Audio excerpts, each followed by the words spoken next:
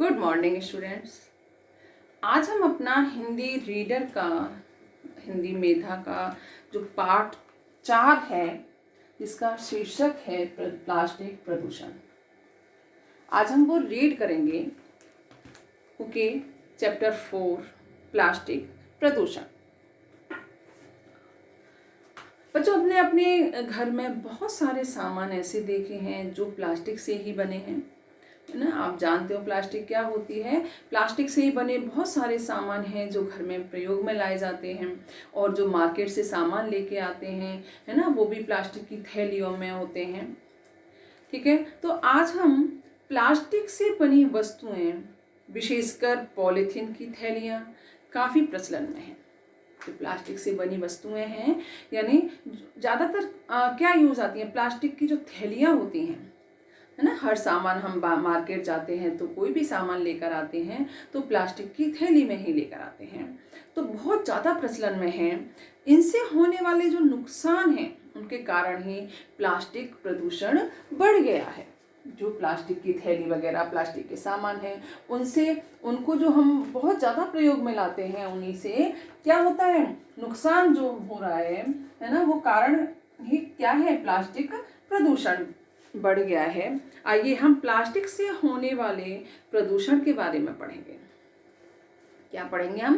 Plastic से होने वाले प्रदूषण के बारे में आज हम पढ़ेंगे, अपना चैप्टर 4 प्लास्टिक प्रदूषण। बच्चों, इस गाय को ध्यान से देखो। हमारे चैप्टर 4 में एक पिक्चर बनी हुई है जिसमें गाय लेटी हुई है, बच्चे बैठे हैं। बच्चों, इस गाय को ध्यान से देखो, यह गाय मर गई है। क्या हो गया है? गाय मर गई है।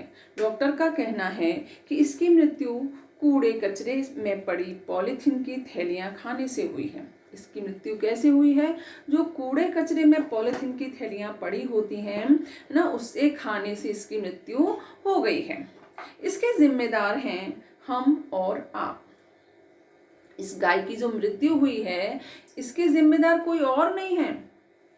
ठीक है, हम और आप हैं जो प्लास्टिक की थैलियों को बाहर फेंक देते हैं। हम खरीदारी करते समय सामान पॉलीथीन की थैलियों में लेते हैं। जब हम सामान खरीदते हैं तो सामान किस में लेते हैं? पॉलीथीन की थैलियों में लेते हैं, और फिर सामान निकालकर थैलियां इधर उधर फेंक देते हैं।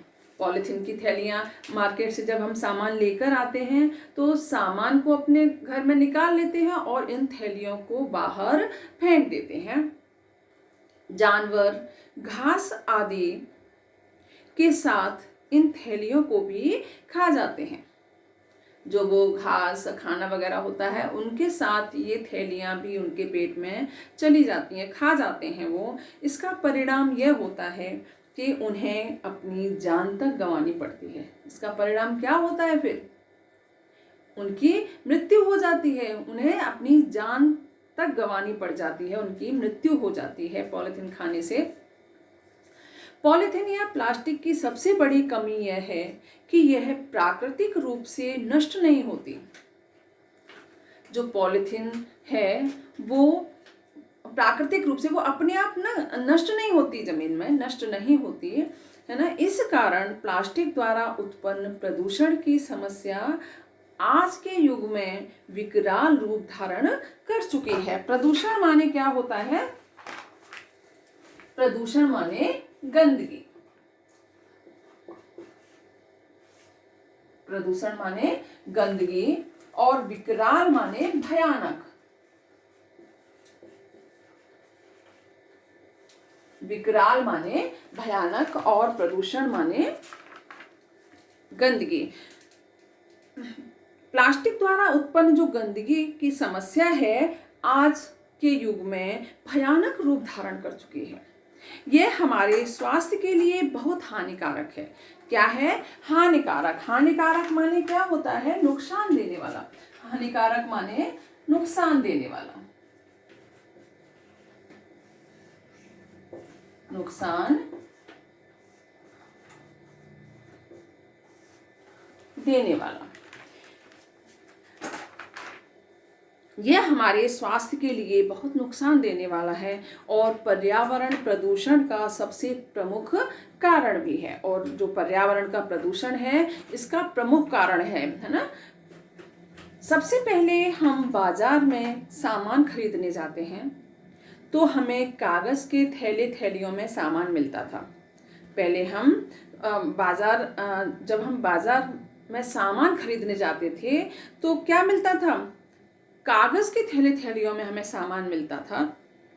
लेकिन आज दूध की थैली से लेकर सब्जी तक के लिए प्लास्टिक की थैली का प्रयोग किया जा रहा है। लेकिन आज क्या हो रहा है कि चाहे दूध हो या छोटा छोटा सामान हो, कुछ भी हो, वो किस में आ रहा है, प्लास्टिक की थैलियों में आ रहा है।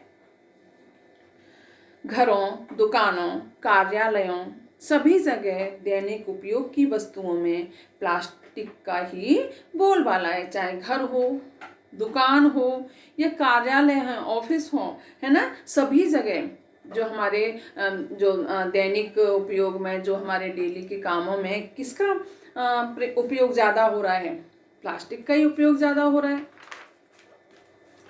पीतल, तांबे जैसी धातुओं के दाम इतने ऊंचे हैं। जो पीतल, तांबे वगैरह हैं, सोने, चांदी, पीतल, तांबे, ये जो धातुएं हैं इनकी तो कीमतें बहुत ज़्यादा है कि उनसे बने सामान को हर वर्ग के लोग नहीं खरीद सकते। हर वर्ग के लोग नहीं खरीद सकते। जिनके पास धन है, पैसा है, वही खरीद सकते हैं। सामान्य इंसान नहीं खरीद सकता, आम आदमी नहीं खरीद सकता। ठीक है। प्लास्टिक से बने सामान सस्ते होते हैं। जो अन्य धातुओं के सामान होते हैं उनको हर इंसान नहीं खरीद सकता, लेकिन जो प्लास्टिक की चीज़ें होती हैं वो बहुत सस्ती होती हैं, उनको सभी खरीद लेते हैं। इसलिए सभी इनका उपयोग करने लगे हैं। आज प्लास्टिक से बनी वस्तुओं की गिनती करना असंभव है। आज हम जो प्लास्टिक की बनी वस्तुएं हैं हम उनकी गिनती नहीं कर सकते, बहुत कठिन है। जो संभव नहीं हो सकता, असंभव क्या किसे कहते हैं, जो संभव नहीं हो सकता यानी कठिन है। कठिन है, बहुत कठिन है, जो हम आज प्लास्टिक की चीजों की गिनती नहीं कर सकते हैं। यह बात सच है कि प्लास्टिक के प्रचलन से हमारे जीवन में सुगमता आई है। यह तो सच है कि आसानी से सब काम हो जाता है प्लास्टिक की चीज़ों से, है ना। सुगमता यानी आसानी से।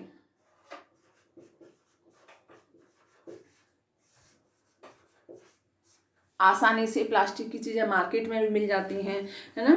बहुत यह बात सच है कि प्लास्टिक के प्रचलन से हमारे जीवन में बहुत ही सुगमता आई है, लेकिन इसकी कमियों को नकारा नहीं जा सकता। लेकिन इनकी जो कमियां हैं उनको भी हम अनदेखा नहीं कर सकते। खेतों में मिट्टी के अंदर अगर पॉलीथीन दब जाती है तो बीज का अंकुर ऊपर तक नहीं निकल पाता। अगर खेत बोते समय पॉलीथीन जो है अगर मिट्टी में नीचे दब जाती है और हमने बीज डाला है तो उसमें जो अंकुर फूटेगा यानी बीज जो अंकुरित होगा वह नहीं हो पाएगा।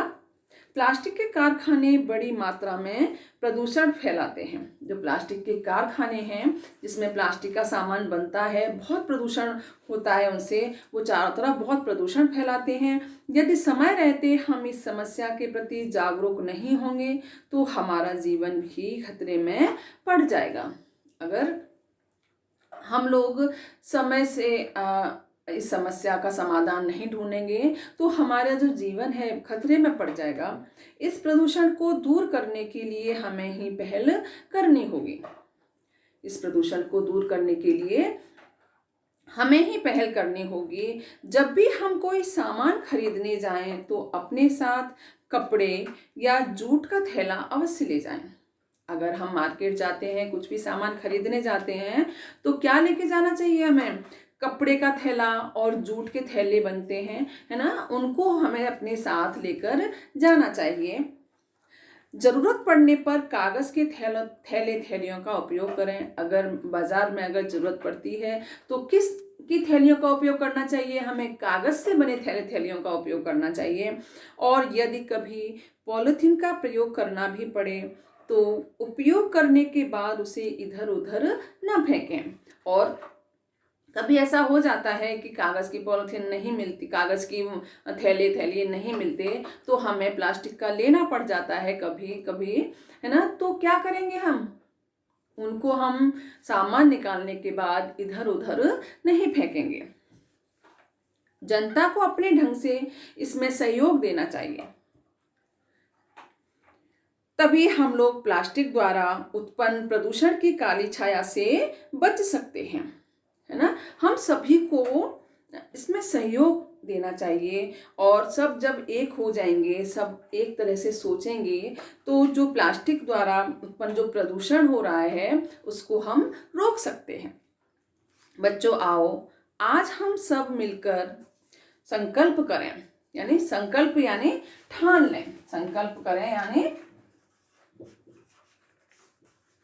ठान लेना। आओ बच्चों आओ, आज हम सब मिलकर संकल्प करें, संकल्प यानी ठान लें, हम प्लास्टिक द्वारा उत्पन्न प्रदूषण को दूर करने में सहयोग करेंगे। हम सब एक होकर आज हम ये संकल्प करते हैं, आज हम ये अपने मन में ठान लेते हैं कि हम एक होकर इस जो प्लास्टिक द्वारा प्रदूषण उत्पन्न हो रहा है उसको दूर करने की कोशिश करेंगे। सबके सहयोग से ही ये काम हो सकता है, तो हम सबको एक साथ मिलकर इस प्लास्टिक प्रदूषण को रोकना चाहिए। तो इस चैप्टर को आप रीड करेंगे, और इसके शब्दार्थ हैं प्रदूषण माने गंदगी, विकराल माने भयानक, विकराल माने भयानक, हानिकारक, हानिकारक माने नुकसान देने वाला, हानिकारक माने नुकसान देने वाला, असंभव माने कठिन, असंभव माने कठिन, सुगमता माने आसानी से, सुगमता माने क्या होता है, आसानी से, संकल्प माने ठान लेना। तो ये 6 शब्दार्थ हैं, आपको फेयर नोटबुक में सुंदर सुंदर हैंडराइटिंग में करने हैं, और इस चैप्टर में से 10 कठिन शब्द ढूंढकर आप अपने नोटबुक में लिखना। Have a nice day.